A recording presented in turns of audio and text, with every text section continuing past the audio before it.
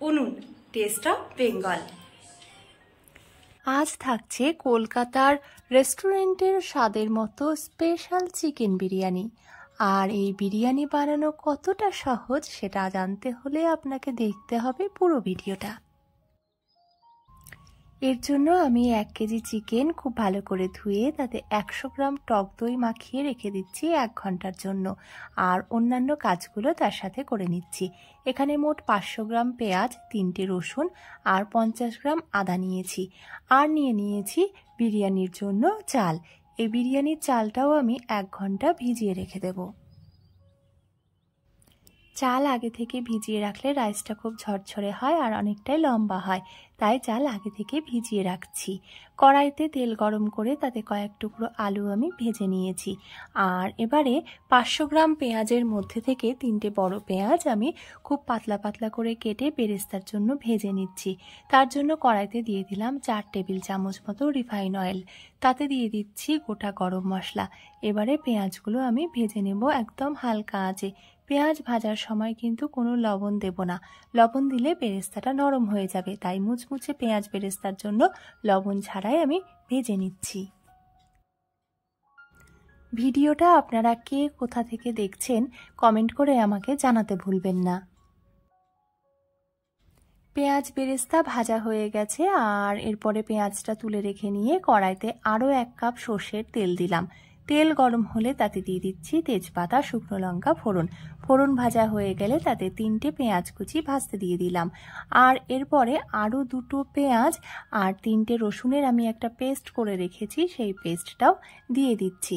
মশলাগুলো খুব ভালো করে আমরা ভেজে নেব বেশ কিছুক্ষণ। তারপরে দিয়ে দেব পরিমাণ মতো লবণ আর দিয়ে দেব একটা টমেটো কুচি। সাথে দিয়ে দিচ্ছি আদা কাঁচা লঙ্কার পেস্ট। এখানে 50 গ্রাম আদা আর 8 থেকে 10টা কাঁচা লঙ্কা বেটে দেওয়া হলো। এবার মশলাগুলো খুব ভালো করে কম আঁচে আমরা ভেজে নিচ্ছি। মশলা ভাজা হয়ে এসছে, এবারে এর মধ্যে দিয়ে দিলাম কাশ্মীরি লঙ্কার গুঁড়ো 2 টেবিল চামচ। উনুন টেস্ট অফ বেঙ্গল সবসময় চেষ্টা করে আপনাদের কাছে খুব সহজে বিভিন্ন ধরনের রান্না উপস্থাপন করার, তাই এখনও যারা চ্যানেলটি সাবস্ক্রাইব করেননি তাদের বলবো চ্যানেলটি সাবস্ক্রাইব করে বেল আইকনে গিয়ে অল নোটিফিকেশনটা অন করে দিন। মশলা ভাজা হয়ে এসেছে, মশলা থেকে তেল ছেড়ে এসেছে। এবার আমি ওই দই মাখিয়ে রাখা চিকেনটা মশলার সঙ্গে যোগ করে দিলাম। আঁচ কমিয়ে ঢাকা দিয়ে দিয়ে এইভাবে আমি 20 থেকে 25 মিনিট চিকেনটা কষিয়ে নেব। আর শুধু ইউটিউব না, আপনারা কিন্তু ফেসবুক, ইনস্টাগ্রামেও পেয়ে যাবেন উনুন টেস্ট অফ বেঙ্গলের পেজকে, তাই সেখানেও লাইক করতে বা ফলো করতে একদম ভুলবেন না। ওইদিকে আমি রাইসের জন্য একটা হাঁড়িতে জল গরম করতে বসিয়ে দিয়েছি। জলের মধ্যে গোটা গরম মশলা, তেজপাতা আর দিয়ে দিলাম কিছুটা লবণ। মাঝে মাঝে ঢাকনা সরিয়ে আমরা দেখে নিচ্ছি যে চিকেনটা তলায় ধরে যাচ্ছে কিনা বা ঠিকঠাক রান্না হচ্ছে কিনা। আর আমি প্রথমে কোনো জল দিইনি। মোটামুটি 10-15 মিনিট পরে এর মধ্যে আমি দিয়ে দিলাম 1.5 টেবিল চামচ মতো বিরিয়ানি মশলা। আর যদি মনে হয় জলের প্রয়োজন তাহলে কিন্তু অল্প অল্প করে জল দিয়ে কষিয়ে নিতে হবে। আমি এখন অল্প একটু জল দিয়েছি এর মধ্যে, আপনারা দেখে বুঝতেই পাচ্ছেন সেটা।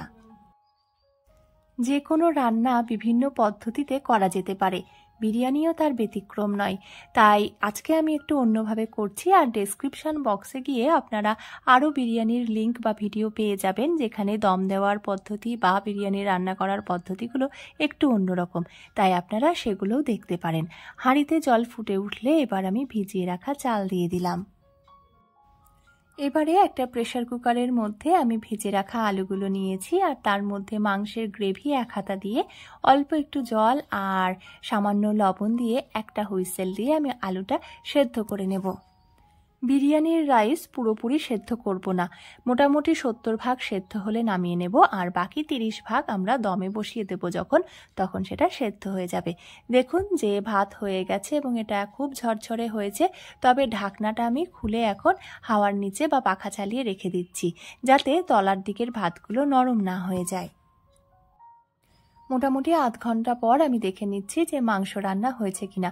বুঝতেই পারছেন মাংস সেদ্ধ হয়ে গেছে, তাই মাংস নামিয়ে নিয়ে আমি ওখানে একটা সসপ্যানে দম দেওয়ার জন্য জল গরম করতে বসিয়ে দিলাম। আর এদিকে একটা হাঁড়িতে 1 টেবিল চামচ ঘি নিয়ে হাঁড়ির ভেতরে খুব ভালো করে ঘি মাখিয়ে নিচ্ছি। এবারে পরপর আমি বিরিয়ানির জন্য একটা লেয়ার তৈরি করব।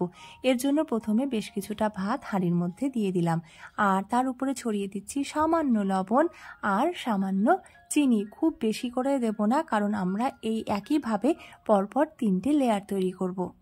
এবারে দিয়ে দিচ্ছি রান্না করে রাখা মাংস, গ্রেভি আর তার সাথে আলু। বিরিয়ানি দম দেওয়ার সময় অনেকেই খোয়া ক্ষীর দিয়ে থাকেন। যারা খোয়া ক্ষীর দিতে চাইছেন না বা হাতের কাছে খোয়া ক্ষীর নেই, তারা কিন্তু অন্য একটি জিনিস দিতে পারেন, সেটা আমি পরে বলছি।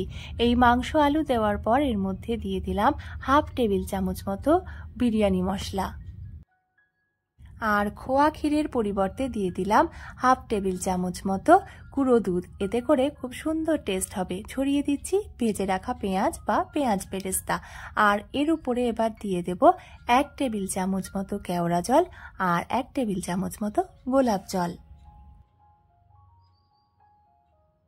আজকের বিরিয়ানি রান্নায় আমি কোনো লিকুইড দুধ বা জাফরান বা কোনো ফুড কালার ব্যবহার করছি না, কিন্তু তারপরেও যখন রান্না হবে দেখবেন যে রঙটা কতটা ভালো হয়।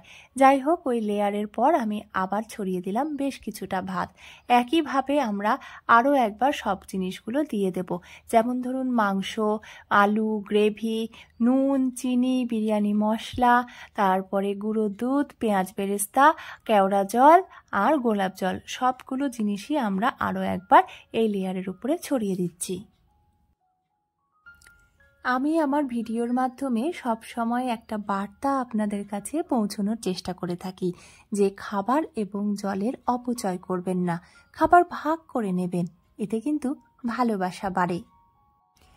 আর আমার ভিডিও যদি আপনাদের ভালো লেগে থাকে তাহলে আমার ভিডিওটাও কিন্তু ভাগ করে নেবেন বা শেয়ার করে নেবেন, কারণ শেয়ারিং ইজ কেয়ারিং।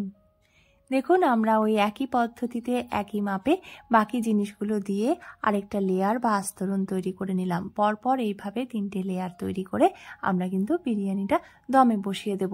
আর যেহেতু আমি এখানে ফুড কালার ব্যবহার করিনি, এই লেয়ারগুলো তৈরি করার ফলে রঙটা পুরো ভাতের সাথে বা রাইসের সাথে খুব ভালোভাবে মিশে যাবে। লেয়ারগুলো আমাদের কমপ্লিট হয়ে গেছে। এবার উপরে আরও একবার সাদা ভাত ছড়িয়ে দিয়ে তার উপরে গ্রেভি, পেঁয়াজ বেরেস্তা, গুঁড়ো দুধ, বিরিয়ানি মশলা আর কেওড়া জল, গোলাপ জল ছড়িয়ে দিলাম। এই লেয়ারে কিন্তু মাংস, আলু দিলাম না, দিয়ে দেব সামান্য গ্রেভি, আর তার সাথে দিয়ে দেব মিঠা আতর। মিঠা আতর দেব খুব সামান্য, 4 থেকে 5 ফোঁটা। খুব বেশি মিঠা আতর কিন্তু আমি পছন্দ করি না, তাই আমি দিচ্ছি না। আর আমি আগে বলতে ভুলে গেছিলাম, এখানে বিরিয়ানির জন্য রাইস নিয়েছি 1 কেজি। এবারে দমে বসানোর জন্য একেবারে রেডি, সব ব্যবস্থা হয়ে গেছে। সসপ্যানের জল ফুটে উঠেছে, আঁচ কমিয়ে আমরা হাঁড়িটা বসিয়ে দেব আধ ঘন্টার জন্য। আধ ঘন্টা দম দেব, আর এরকম ভারী কিছু চাপা দিয়ে দেব কিংবা আটা দিয়ে মুখটা বন্ধ করে দেব, যাতে বাষ্প বাইরে বেরিয়ে না যায়। আধ ঘন্টা পর ঢাকনা সরাচ্ছি, দেখুন রংটা জাস্ট ফাটাফাটি, যেন মনে হচ্ছে রেস্টুরেন্টেরই বিরিয়ানি। আর তলায় কোথাও ধরে যায়নি, পুড়ে যায়নি, আর ভাতটাও কত ঝরঝরে, দেখুন কোথাও গলে যায়নি আর একটু শক্তও নেই। এইভাবে স্টেপ বাই স্টেপ আপনি যদি রান্না করেন তাহলে দেখবেন কোনো ফুড কালার বা জাফরান কেশর ছাড়াই কি সুন্দর একটা রঙের বিরিয়ানি আপনিও তৈরি করে নিচ্ছেন। আপনারা অনেকে অনেকভাবেই তৈরি করে থাকেন খুব ভালো বিরিয়ানি, একদিন কিন্তু এইভাবেও করবেন আর আমাকে অবশ্যই জানাবেন যে আপনাদের কেমন লেগেছে বা বিরিয়ানিটা কেমন হয়েছে। আমাদের এবার কিন্তু গরম গরম বিরিয়ানি পরিবেশন করার পালা, তাই আমরা এবার পরিবেশন করে দিচ্ছি। আর এটা খেতে এতটাই ভালো হয়েছিল যে আমাকে বলতেই হচ্ছে এই স্বাদের ভাগ হবে।